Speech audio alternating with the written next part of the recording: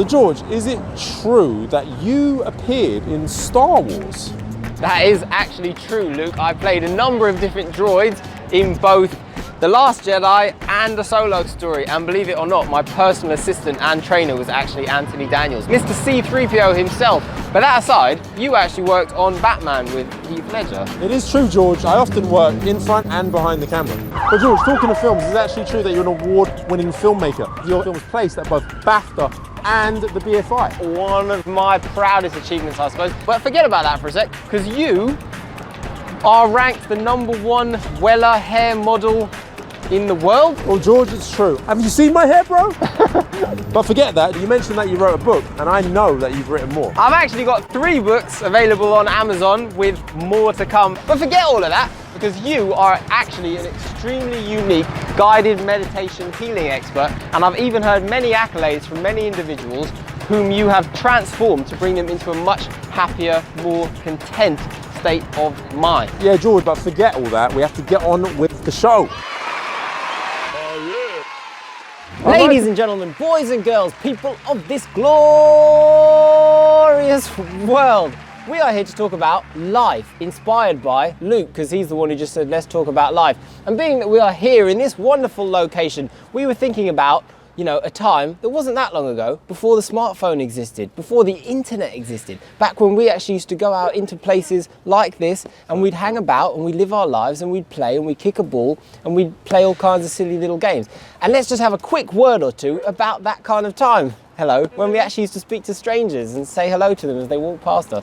Now then, add a bit to this. I want to talk a bit about what you just mentioned, and it was something that was on my mind. I was talking to my friend yesterday on the phone, a very old friend of mine. I haven't seen him in a long time, but we reconnected over this most recent period. We were talking about how wonderful it is, how wonderful it used to be, where you could speak to a stranger, where the ability to just catch someone's eye, say hello, spark a conversation, and it could literally be a 30-second conversation. It literally could be a 10-second conversation. It might not even be a conversation. It might just be a smile, an exchange of a smile with another human being, an exchange of an eye-to-eye contact with another human being. Just something as simple as that, which we were talking about, and he was saying he feels like those days are over. And I said to him, I said, listen, my good old friend, those days will never be over. You obviously haven't read George's book.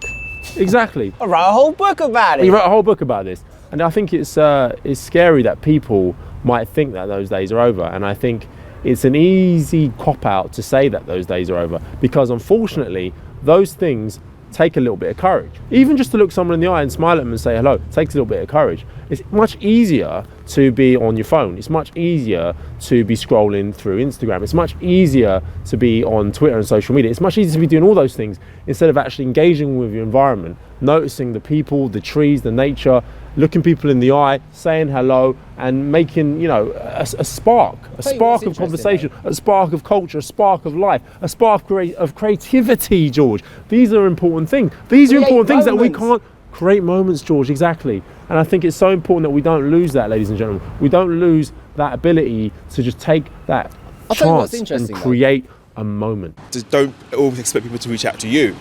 You go out and reach out. And don't feel pressure about sending first message. Try to create links. That's what I did, and it works for me. It's worth it. It's hard. It may be, difficult in the beginning, but it's always worth it to make the connections. Here's what's interesting about speaking to strangers, looking them in the eye, all that stuff, is that isn't it sometimes actually easier to look a stranger in the eye and smile at them than, say, your own partner, your own girlfriend, sometimes even an own family member? Like sometimes those people who are closest to you are more difficult, more arduous, more grueling to actually think, oh God, I've got to actually look at this person and whatever. That's actually harder. And yet we're living in a world where more and more and more and more and more people are finding it extremely difficult to do things that I would actually consider very, very basic and shouldn't actually be that difficult at all. You can start in a shop, go and speak to the shopkeeper, wish them a good day, go and chat to the girl in the coffee shop and say, hey, how's it going? How's it been? Any nice customers in? Are they being nice to you? Have a bit of a chat, brighten the day, say something nice. They might say something nice back. I love how this has been an exchange of fantastic news. All positive. Do you know what, Johan? I'm so glad that we met up today. I'm so glad that you're here. Sharing is caring, as they say. Now, on a separate note, in regards to what your friend said to you, I was thinking quite recently about how the first time I ever got a phone, right? My brother gave it to me actually. My first ever mobile phone was a Sony Ericsson, and I didn't like it, and I actually would always turn it off whenever I left the house. It would be on when I was at home, and whenever I left the house, I'd turn it off. And he would yell at me, go, "What are you doing? I bought it for you for a reason." Like, because sometimes we go out. You made it as the and he'd opposite say- because it's a mobile phone. The idea is that you have it on when you're Right. out. And the one time he got annoyed at me once because we were in Trocadero, Sega World, right? I was there with my brother, and he lost me in Sega World. And then he eventually found me downstairs in the bottom part. I think it was the James Bond experience. And he said, "What are you doing? I've been looking for you for like an hour. I bought you a phone for a reason." And I said, "Yeah, but I said, I always turn it off." And he said, "Why?" And I said, "Because when I go outside, I don't want people to be able to get in touch with me. Like, that's why I go outside." And the thing is, I remember he laughed because he completely got it. But that was the beginning of my independence. That was the first times I was ever actually going to, you know, in my childhood, central London, getting away from home. And I felt that independence, that freedom that you feel when you finally can actually go out by yourself or with friends. And I felt completely detached from the whole world. I felt like Kenshiro in Fist of the North Star. I thought, this is it. I get to walk the earth unattached, right? And what a different world we live in, that you're never detached from anything or anyone. And it's really horrible in many ways. It is essentially a digital prison, a mental prison. And there is no prison worse than a mental prison. It's a bit strange. That's a fascinating topic of conversation. What do you think, George? What do you think? Tell us, because I'm itching to know, do you feel that this is a digital prison that we can break free from, George? Globally, difficult to say. Now here's the thing, we ain't got that much time on the camera. This is simply to, you know, sprinkle a little bit of thought, a little bit of potential, I wonder if what he's saying actually makes some sense. I would suggest to you, leave your phone at home. See what it's like next time, leave your phone at home. Go for a walk, leave your phone at home. Even if you're just going out for 10 minutes, leave your phone at home. Go out for a day, leave your phone at home. Turn it off, right, and see what else happens. See what other things start coming into your life, because you're not free to just check it and waste your time on that. But I can say, honestly, I remember I was with, at the time, he was my closest friend, and we were in primary school. We were only about 7 or 8 years old. And I remember we walked from school to the local sweet shop, and it was the first time we'd ever done it, just me and him, because normally we'd get collected by our parents. But his mum said, "Look, meet me at the shop, and I'll pick you up there because I had something to do." And I remember him saying to me, "I feel really kind of free now." It's quite interesting because we'd never made that walk by ourselves without parent supervision. And I was like, yeah, I know what you mean. It's just me and him. It's like no one in the whole world knows where we are except us. If we want to walk down that street, we can, and no one in the world knows except us, right? We had that freedom, and we were both completely aware of the difference of being detached. And yet kids today will never feel it. There are literally children today who will never feel it throughout their entire lives because somebody puts a phone in their hand and goes, "Make sure that you put that on, and I always want to know where you are. I want to be able to message you at all times." And it's like, this has to be a case of too much of a good thing. A balance. A balance is good, but all the time, I highly encourage you to leave your phone at home. Put down the phone for a sec. Just put it down and go outside for a walk.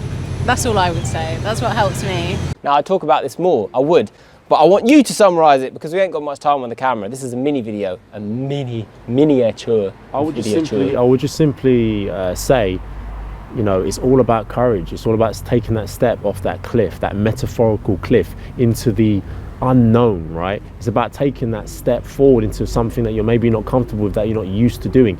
That step that you take takes courage, and the more you lean into that, the more you take that ability to just say, you know what, I'm going to take a risk here, I'm going to put myself in a situation that I'm not comfortable with. The more you'll see how strong you are, the more you'll see how you are self-sufficient, you are protected, not by your phone, not by anything else, but by your own spirit. And that is the most powerful force on earth. It's not your phone, it's not the networks, it's not him, it's not her, it's you. You've got it within you. So do it, baby. Do it! Yeah, leave the phone at home. Leave that and thing then at home. Go outside and start singing Destiny's Child, Charlie's Angels songs. Independent, making money, put your hands up, women. How else can you honestly sing that song about independence if you've got your phone in your pocket.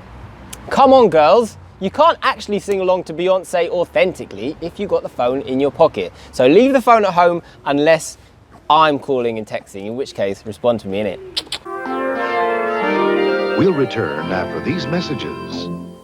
What up, guys? So I'm here today to tell you a little bit more about what I do and who I am. So basically, meditation has been a key aspect of my life. It's helped me get through so many different difficulties. There is a way to do it, and I'd love to help you do it. If you feel you need that help, I'd love to give you that help, because I wish someone was there for me. I wish someone had been able to help me and give me the tools that I use. And you know what? There wasn't. I struggled so much every day when I was younger. I didn't know how to deal with my own inner demons, right? We all have our demons, we all have our issues. But I feel I've developed techniques which are, quite frankly, nothing new. I didn't invent these techniques. These are ancient techniques that have been around for centuries, but I've found ways to utilize them in order to not only survive, but thrive, right? Here I am in London town, in the center of Trafalgar Square, living my life, embracing life. And there was a time where I never thought I'd be able to do that. There was a time when I couldn't even leave my home. I was so trapped within my own mental suffering. And so the fact that I'm here right now is for me a miracle, quite frankly. And if you're dealing with your own issues and you feel that you need some help, then please reach out to me. There's links below.